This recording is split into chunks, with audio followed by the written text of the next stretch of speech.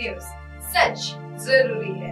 नमस्कार दर्शकों, ये MNS न्यूज नेटवर्क और आप देख रहे हैं MNS न्यूज टीवी। मैं हूं आपके साथ श्रद्धा तिवारी। तो आइए देखते हैं आज की कुछ खास खबरें। एक नजर डालते हैं आज की हेडलाइंस की ओर।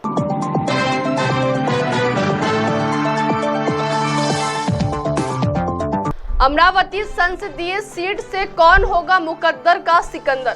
बैतूल से कभी नहीं जीता स्थानीय कांग्रेस प्रत्याशी। बात आधी आबादी की लेकिन सिर्फ 8% को मौका। आइए देखते हैं खबरें विस्तार से। अमरावती संसदीय सीट से कौन होगा मुकद्दर का सिकंदर? भाजपा जीत के साथ करेगी एंट्री या कांग्रेस की 2 दशक बाद होगी वापसी? अमरावती संसदीय सीट पर भारी मतदान होने के बाद जीत और हार की चर्चाओं ने जोर पकड़ लिया है। इस सब की चौक चौराहों पर कम और सोशल मीडिया पर चर्चा ज्यादा हो रही है। आखिर यहाँ भाजपा का कमल खिलेगा या कांग्रेस का राज वापस आएगा, यह तो वक्त ही बताएगा। लेकिन एक सच यह भी है कि 2019 की तुलना में जिले में इस बार 3% मतदान अधिक हुआ है, जिसके चलते मेलघाट, अंजनगांव, सूजी और अमरावती के कुछ केंद्रों पर मतदान देर रात तक चला। यह मतदान किसके पक्ष में हुआ है, इसकी भी चर्चा चल रही है। 2019 में यहाँ से 18,30,561 मतदाता थे, जो 2024 में 18,36,078 मतदाता है। कुछ लोगों का दावा है कि नवनीत राणा रन जीतेगी, तो कुछ का कहना है कि बलवंत बाजी मारेंगे। 1952 से लेकर 1989 तक कांग्रेस का राज था। हालांकि 1989 के चुनाव में कांग्रेस को सीट खोनी पड़ी थी। 1991 में कांग्रेस ने फिर सीट पर कब्जा किया था। 1996 में कांग्रेस के हाथ से यह सीट चली गई थी, जिसके करीब 2 दशक तक कांग्रेस ने इस सीट पर किसी को नहीं उतारा था। 2024 के चुनाव में कांग्रेस की ओर से दयापुर के विधायक बलवंत वानखेड़े को चुनाव मैदान में उतारा गया है। वहीं भाजपा की ओर से पहली बार नवनीत राणा को उम्मीदवारी मिलने से उन्होंने मैदान में एंट्री की है। दोनों ही दलों के लिए यह जीत अहम है।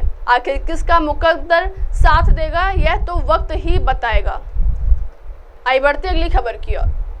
बैतूल से कभी नहीं जीता स्थानीय कांग्रेस प्रत्याशी। आजादी के बाद हुए वर्ष 1952 में पहले लोकसभा चुनाव से लेकर अब तक 17 लोकसभा चुनावों में कांग्रेस के स्थानीय उम्मीदवार को जीत नसीब नहीं हुई है। हालांकि कांग्रेस ने कभी यह सीट जीती ही नहीं है, ऐसा नहीं है।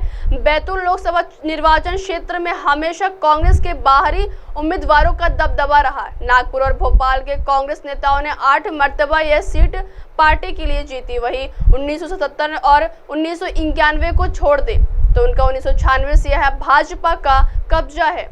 इन 28 वर्षों में कांग्रेस को जीत नसीब नहीं हो सकी है। बता दें कि बैतूल में दूसरे चरण के तहत 26 अप्रैल को मतदान होना था, लेकिन बसपा उम्मीदवार के बाद चुनाव टाल दिए गए। अब तीसरे चरण के तहत 7 मई को यहाँ मतदान होगा। आइए बढ़ते अगली खबर की ओर। बात आधी आबादी की लेकिन सिर्फ 8% को मौका। देश के आधी आबादी के लिए महिला आरक्षण समेत तमाम बड़ी बातें लोकसभा चुनाव की जमीन पर दिखाई नहीं दे रही हैं। अब तक 2 चरणों की मतदान प्रक्रिया के तहत लोकसभा की कुल 543 में से 190 सीटों के प्रत्याशियों का भाग्य ईवीएम में कैद हो चुका है। पहले और दूसरे चरण में कुल 2823 उम्मीदवार मैदान में थे, लेकिन इनमें महिलाओं की हिस्सेदारी की बात करें तो शीर्ष 235 महिलाओं को राजनीतिक दलों ने मौका दिया। यह कुल संख्या 8% बैठता है। राजनीतिक कार्यकर्ताओं का कहना है कि यह आंकड़ा लैंगिक आधार पर पूर्वाग्रह की गंभीर समस्या को दर्शाता है और महिलाओं को सशक्त बनाने की बातें खोखली लगती है।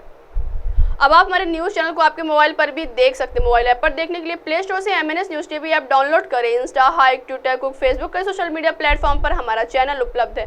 आप इस यूट्यूब पर भी देख सकते हैं, आप इसे लाइव भी देख सकते हैं www.mnsnewstv.com पर। अब वक्त हो चला है दर्शकों ब्रेक का। ब्रेक से लौटने के बाद देखिएगा देश और दुनिया की तमाम बड़ी खबरें। बने रहिए MNS न्यूज टीवी पर। नमस्कार।